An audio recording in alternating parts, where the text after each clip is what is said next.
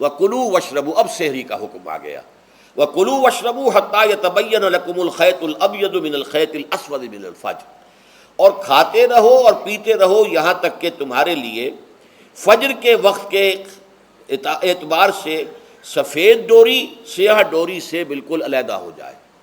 اصل میں اس کو بعض صحابہ نے تو سمجھا کہ یہ لغوی معنی اس کے لیے کہ آپ اپنے تکیے میں ایک سفید دھاگا رکھ لیا اور ایک کالا رکھ لیا، اور دیکھتے رہتے تھے جب یہ سفید اور کالا علیحدہ علیحدہ نظر آنے لگے تو پھر روزے کا رکھنے کا وقت شروع ہو چکا اور اب کھانا پینا بند کر دیا جائے۔ فرمایا گیا یہ مراد نہیں ہے، یہ جب پاؤ پھٹتی ہے تو اس کے اندر ایک سفید سی لکیر جو ہے افق کے اوپر آتی ہے، یہ ہے مراد، کہ وہ جو سفید لکیر ہے وہ ظاہر ہو جائے اور وہ رات کے اختتام کا گویا کہ ایک اعلان اور علم بن جائے۔ تو وَكُلُوا وَاشْرَبُوا، اب اس کی جو ہے بڑی تاکید کی گئی ہے، تَسَحَّرُوا فَإِنَّ فِي السَّحُورِ بَرَكَةٌ، سحری ضرور کیا کرو، اور یہ در حقیقت برکت کا ذریعہ ہے۔ یہ بھی آپ نے فرمایا ہمارے اور یہود کے روزے کے مابین جو فرق ہے وہ سحری ہے۔ یہ سحری چونکہ روزہ جو ہے وہ فجر سے لے کر اور غروب آفتاب تک ہے، طلوع آفتاب سے نہیں، فجر سے، جبکہ وہ سفیدہ سحر جس کو ہم کہتے ہیں نمودار ہو جائے۔ طلوع آفتاب کا بھی 1.5 گھنٹے بعد ہوگا کہیں جا کر، لیکن اس وقت جو ہے روزہ شروع، غروب آفتاب پر ختم۔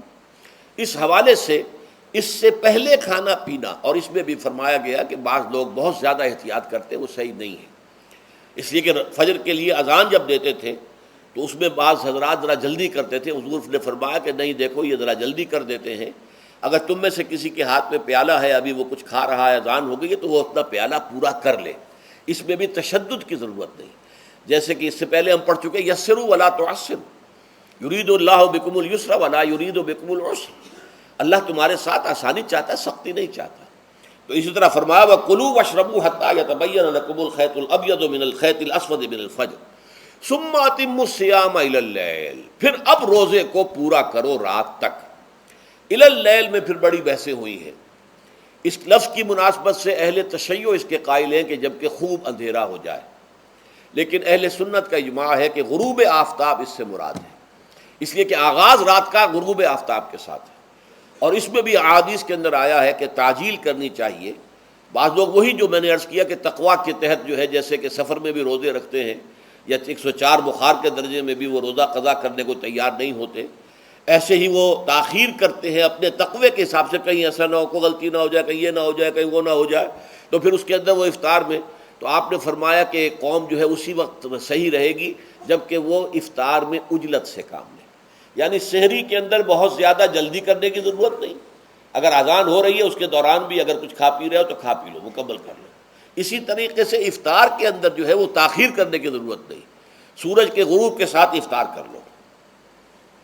وَلَا تُبَاشِرُوهُنَّ وَأَنْتُمْ عَاكِفُونَ فِي الْمَسَاجِدِ، ہاں اپنی بیویوں سے تم مباشرت نہ کرو، تعلق زن و شوق قائم نہ کرو جبکہ تم مسجدوں کے اندر معتکف ہو۔ یہ اعتکاف کا ذکر ہو گیا۔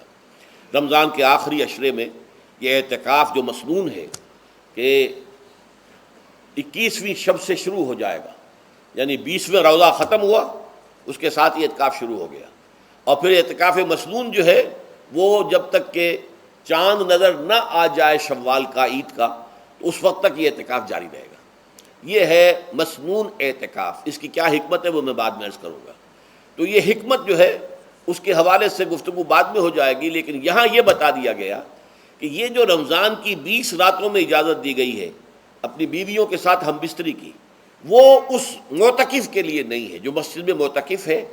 تو ہاں اس کی اہلیہ آ سکتی ہے وہاں ملاقات کے لیے، کسی مشورہ کوئی کرنا ہے بہت ضروری ہے، آ جائے، ملاقات ہو سکتی ہے، لیکن یہ کہ مباشرت نہیں ہو سکتی، وہ حرام ہے۔ یہ اللہ کی حدود ہیں، شریعت اسلامی کی یہ حدود ہیں، فلا تقربوها، تو ان کے قریب تک مت جاؤ۔ قرآن مجید میں اس اعتبار سے 2 انداز تعبیر ہے کہ اللہ کی حدود ہے فلا تعتدوها، یہ اللہ کی حدود ہے، ان سے تجاوز نہ کرو، اس حد کو پھلانگ نہ جاؤ، اس حد سے آگے نہ گزر جاؤ۔ یہاں ہے تقربوها، اللہ تعالیٰ کی حدود کے قریب تک نہ جاؤ۔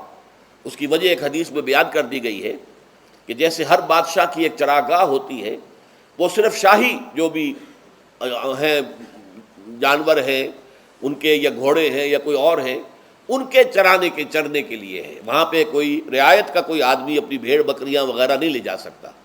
وہ حما کہلاتا تھا کہ یہ شاہ کے لیے مخصوص ہے. لکل ملک حمن وحم اللہ محارمہ، اللہ بھی بادشاہ ہے کائنات کا، ارض و سما کا. اس نے بھی جن چیزوں کو حرام کر دیا ہے وہ حما ہے، اس میں داخل نہیں ہونا تمہیں.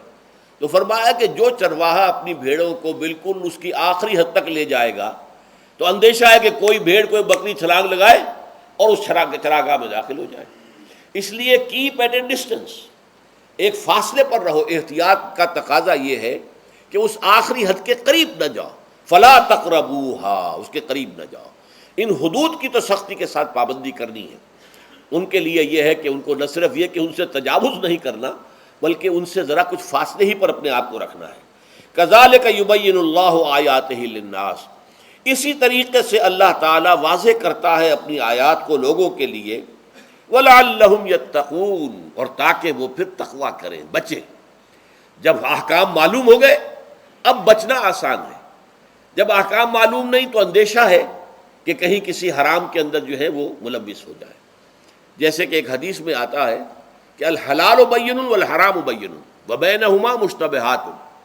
حلال کیا ہے یہ بھی واضح ہے، حرام کیا ہے یہ بھی واضح. البتہ ان دونوں کے مابین کچھ چیزیں ہوتی ہیں متشابہات، پتہ نہیں حلال ہے کہ حرام ہے. تو تم بچو، ان چیزوں سے بھی بچو، اس لیے کہ اس کے اندر حرام ہونے کا اندیشہ ہے نا، لہذا ان سے بھی بچو. جو صریحاً حلال ہے اسی پر اکتفا کرو. جن کے بارے میں تعین نہیں ہو پا رہا ہے کہ وہ حلال ہیں، البتہ یہ بھی ثابت نہیں ہو رہا ہے کہ وہ حرام ہیں، تو ان سے یہ تقویٰ کا تقاضا ہے. اگرچہ قانونی اعتبار سے یہ کہا جائے گا کہ وہ مباح ہے. جس شے کی حرمت کا ثبوت ہمیں کتاب اللہ اور سنت رسول سے نہ ملے وہ مباح ہے. لیکن یہ ہے کہ تقویٰ کا تقاضا یہ ہے. قانون کا تقاضا یہ کہ مباح کو آپ اختیار کریں گے تو آپ پر گرفت نہیں ہوگی، اس لیے کہ اس کی حرمت ثابت نہیں ہے. لیکن تقویٰ کا تقاضا یہ ہے کہ آپ صرف اس شے پر اکتفا کریں کہ جس کے حلال ہونے کے لیے ثبوت اور دلیل موجود ہے. تو یہ ہے کہ تلک حدود اللہ فلا تقربوہا.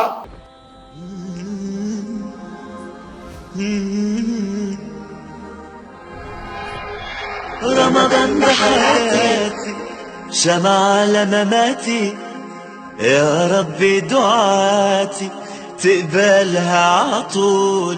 رمضان ده رحمة